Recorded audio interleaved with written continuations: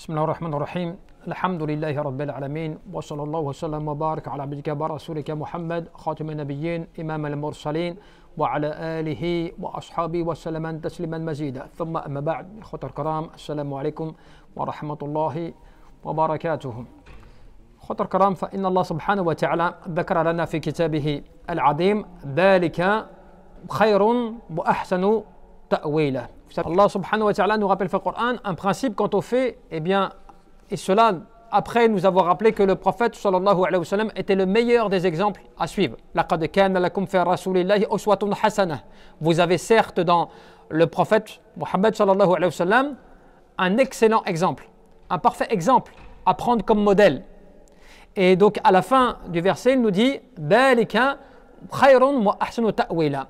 Et cela est bien meilleur et plus excellent en termes d'interprétation.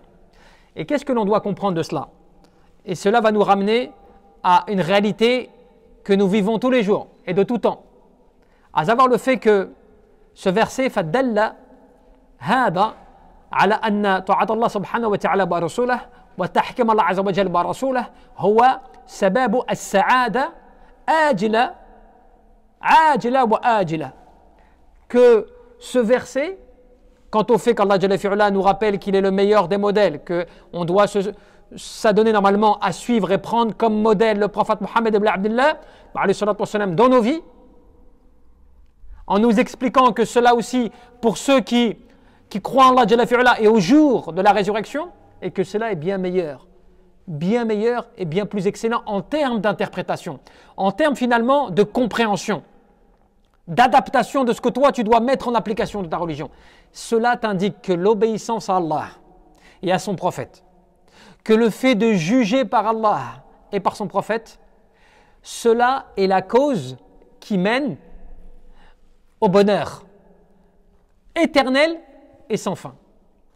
Cela veut dire que l'adorateur d'Allah subhanahu wa ta'ala, comme il nous les a dit, وَمَنْ تَدَبَّرْ الْعَالَمْ وَالشُّرُورِ الْوَاقِعَةِ فيه علم أن كل الشر في العالم فسببه مخالفة الرسول صلى الله عليه وسلم وخروج عن طاعاته.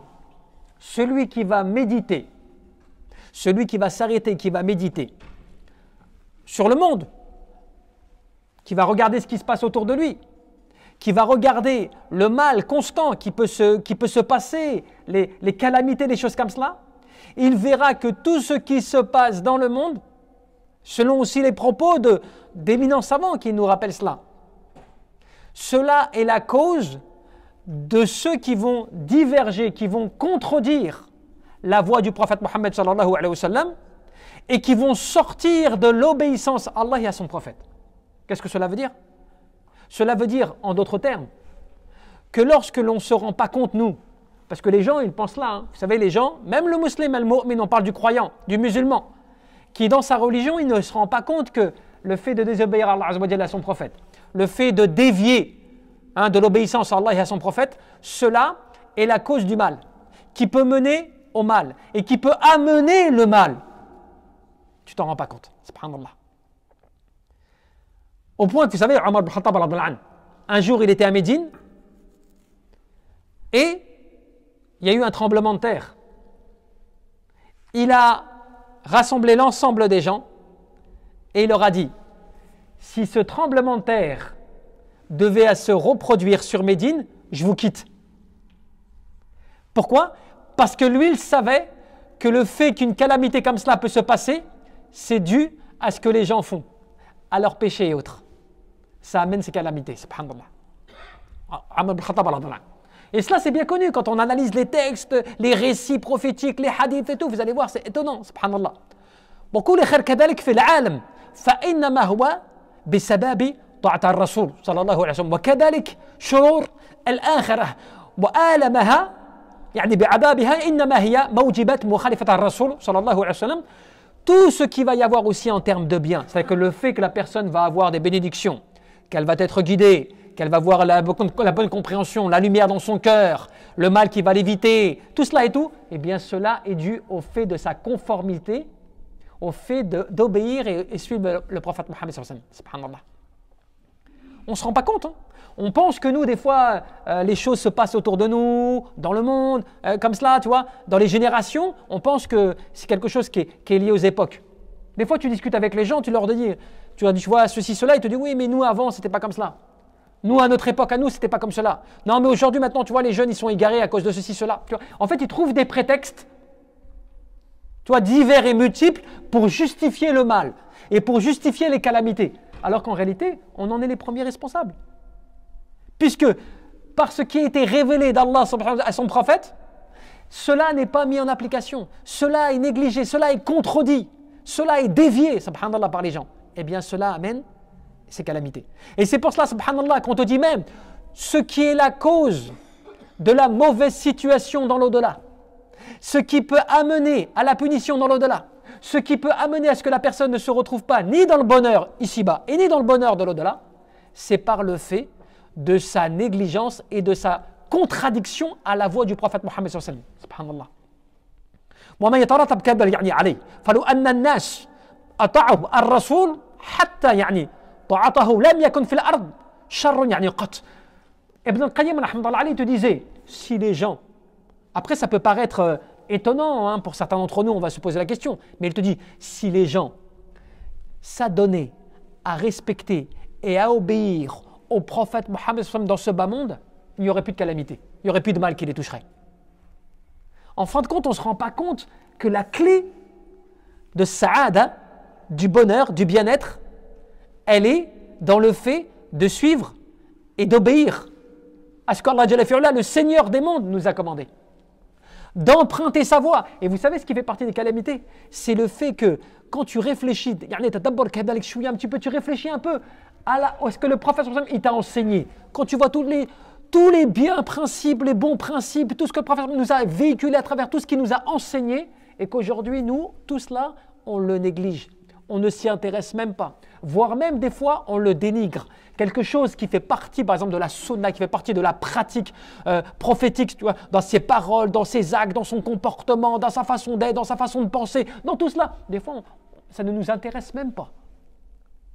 Et nos vies contredisent finalement la vie du prophète Mohammed. Quand tu lis une chose concernant le prophète, comment le prophète se levait le matin, jusqu'à comment est-ce qu'il se couchait le soir, tu verras que ta vie elle est toute en contradiction totale avec comment ce qu'il était.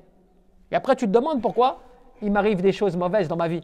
Pourquoi je n'arrive pas à trouver la bonne voie. Pourquoi je n'arrive pas à comprendre le Coran. Pourquoi je n'arrive pas, tu vois, à avoir la réussite. Alors qu'Allah Jalla fi'ala te dit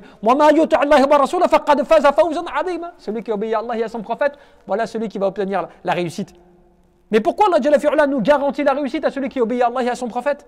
Ce n'est pas l'obéissance telle que nous on l'entend simplement, c'est-à-dire que oui, je crois en Allah, oui, j'obéis au prophète Mohammed qui m'a dit de faire ceci ou cela de manière générale, mes prières, mon jeûne, des choses comme cela, les piliers de l'islam, c'est vrai, mais je m'en arrête qu'à cela, je ne vais pas plus loin.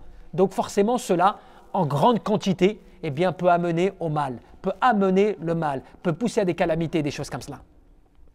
وهذا كما أنه معلوم في الشرور العامة والمصائب الواقعة في الأرض فكذلك هو في الشر والألم والغم الذي يصيب العبد في نفسه فإنما هو بسبب مخالفة الرسول صلى الله عليه وسلم وإلا طاعته هي الحسن الذي من دخله فهو من الآمنين والكهف الذي من لجأ إليه فهو من الناجين. Subhanallah. Allah Jalla fi'ala, quand tu réfléchis au Coran, tu réfléchis à toutes ces sources, tu réfléchis à toutes ces paroles, tu te rends compte que même l'ulama nous rappelle tellement cela. Il est bien connu, ils nous disent, il est bien connu que les calamités qui frappent sur terre, que les calamités qui se manifestent, que les événements, tu vois, terribles qui peuvent toucher le croyant, que ce soit en termes de tristesse, d'angoisse, d'inquiétude, de détresse, tout cela qui touche le croyant dans sa personne, cela est dû au fait qu'il diverge de la voie de son prophète Mohammed sallallahu alayhi wa sallam. Subhanallah.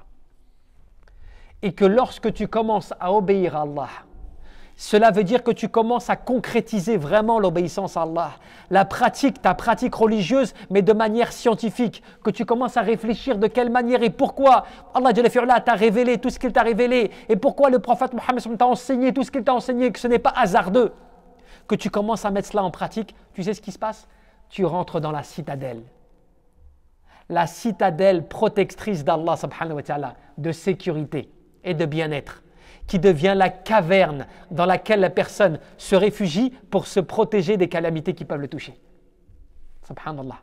Et il devient ainsi du nombre de ceux qui sont secourus et qui sont sauvés. Pourquoi l'imam Malik, l'imam Malik, l'imam Dar al-Hijra, subhanallah, l'imam de référence parmi les 4 grands imams, il disait le fait de s'attacher à la sunna du prophète Mohammed, cela constitue l'arche de Noé, de Noé, alayhi salam. Dans quel sens? C'est la seule chose qui a sauvé le peuple de ceux qui ont voulu obéir à leur prophète, Noé, alayhi salam, au déluge. C'est la métaphore pour te dire que nous, on néglige la bonne compréhension de prendre comme modèle, parce que les gens, des fois, tu prends comme modèle certains principes, certaines règles, quelques petites comme ça, des petites conditions, c'est bien, mais il faut prendre le prophète dans son exemple complet, dans l'exemple qu'il était de manière globale. Ce n'est pas pour rien. Vous avez dans le prophète Mohammed, donc dans l'envoyé d'Allah, un excellent exemple à suivre, un excellent modèle à prendre, subhanallah, dans vos vies. Comment est-ce qu'il se comportait? Comment est-ce qu'il parlait? Comment est-ce qu'il vivait? Comment est-ce qu'il mangeait? Comment est-ce qu'il dormait? Comment est-ce qu'il se réveillait? T'imagines, subhanallah, est-ce qu'une seule fois on s'est posé la question dans ce sens, en se disant, si le prophète nous a appris toutes ces choses-là, dans les moindres détails, est-ce que c'est hasardeux? Est-ce que c'est par hasard? Est-ce que Allah Azza wa Jalla, le créateur des univers, des cieux et de la terre, de tout ce que cela contient, est-ce que s'il a enseigné tout cela à son prophète par le biais de Jibril alayhi salam, est-ce que cela c'était pour rien? Est-ce que c'était juste pour l'occuper? Juste comme cela? C'est que forcément, il y a un bien-être, une sagesse et la réussite dans cela, subhanallah. Mais pour celui qui va comprendre cela, yani l'iman, pour celui qui va réfléchir un peu, qui va comprendre. Vous savez, Ibn al-Qayyim, il a écrit un ouvrage, Zad al-Ma'ad. Tu vois? Un ouvrage qui fait en général 4 volumes. C'est un ouvrage dans lequel il a tout détaillé de A à Z sur 4 volumes, sur comment le prophète Mohammed se comportait de différentes manières, depuis le moment où il se réveillait au matin jusqu'au soir, avec toutes les activités qu'il pouvait traverser en termes de vie au quotidien. Que ce soit à travers les expéditions, à travers les voyages, à travers le jeûne, tout ce qu'il pouvait faire dans sa vie était tracé, subhanallah. Et quand vous voyez sa muqaddima, son introduction, ce livre-là, quand vous le lisez, à la fin de son livre, déjà vous êtes étourdi.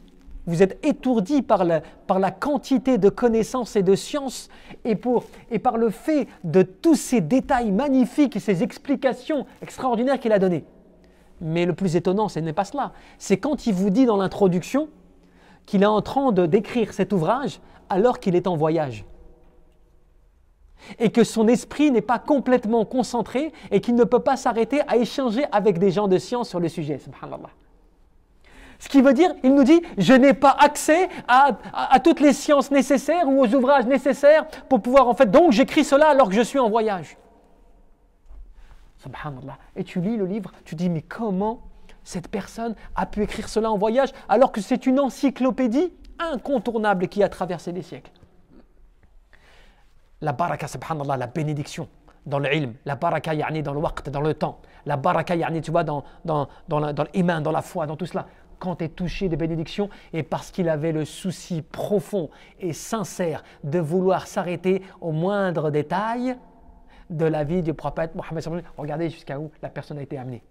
Aujourd'hui, maintenant, nous avons des grands réformateurs, des personnes qui peuvent parler pendant des heures, pendant des jours, non pas peut-être, mais ils portent tellement peu d'importance au meilleur des hommes de ce bas monde, au meilleur des créatures, que dès qu'il quitte ce bas monde, on l'oublie.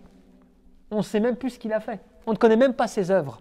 Alors que ces gens-là, qui ont apporté toute leur énergie et tout leur temps à vouloir montrer à la Oumma, à la communauté, le bienfait du suivi et de l'être qu'il y avait dans le prophète Mohammed, eh bien regardez cette bénédiction qui a traversé les siècles, qu'aujourd'hui, subhanallah, son ouvrage fait partie des ouvrages incontournables dans le domaine et dans la biographie prophétique, scientifique, subhanallah. Et pour terminer, qu'est-ce qu'il nous dit? Il nous a dit quoi?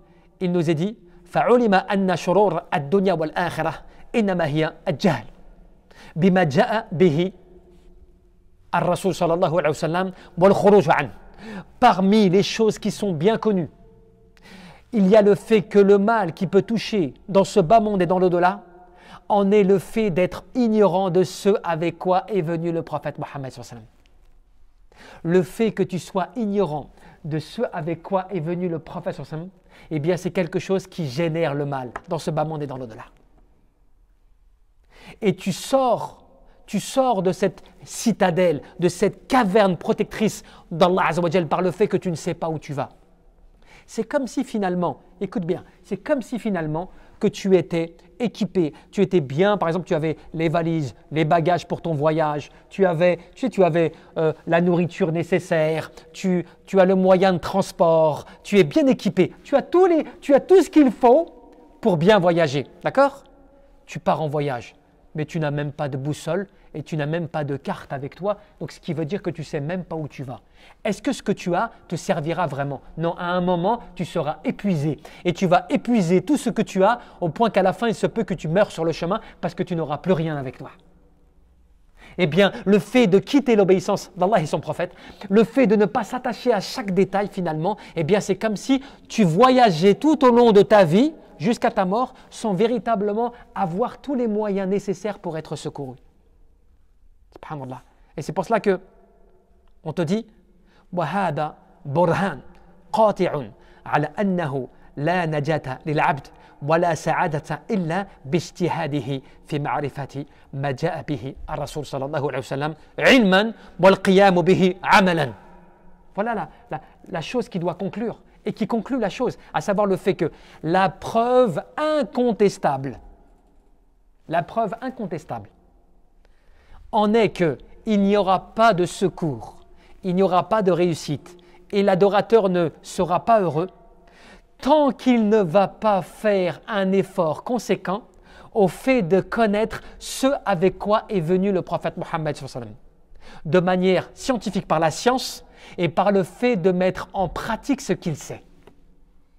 Cette parole, ibadallah, elle résume et elle complète normalement la compréhension qu'on doit avoir de ce que veut dire, eh bien, suivre le prophète Mohammed sallallahu alayhi wa sallam. Cela veut dire que tu t'intéresses et tu fais des efforts quant au fait de comprendre et connaître ce avec quoi il est venu, et ensuite après l'avoir compris et après l'avoir étudié ou du moins après l'avoir analysé, de le mettre en pratique pour que cela t'apporte la réussite, le bonheur, t'éloigne du mal et éloigne le mal de toi et que tu quittes ce bas monde de la meilleure des façons, tout en étant heureux dans ce bas monde, en premier temps bien sûr, avant de rencontrer Allah Jalla fi'ula, eh bien en t'agréant par le fait de ce que tu auras mis en fait en œuvre dans ce bas monde pour lui. Wallahu a'lam, wa tabaraka wa ta'ala an yarzuqana al-ikhlas fil qalbi wal amal wan niyyah. Allahumma rabbana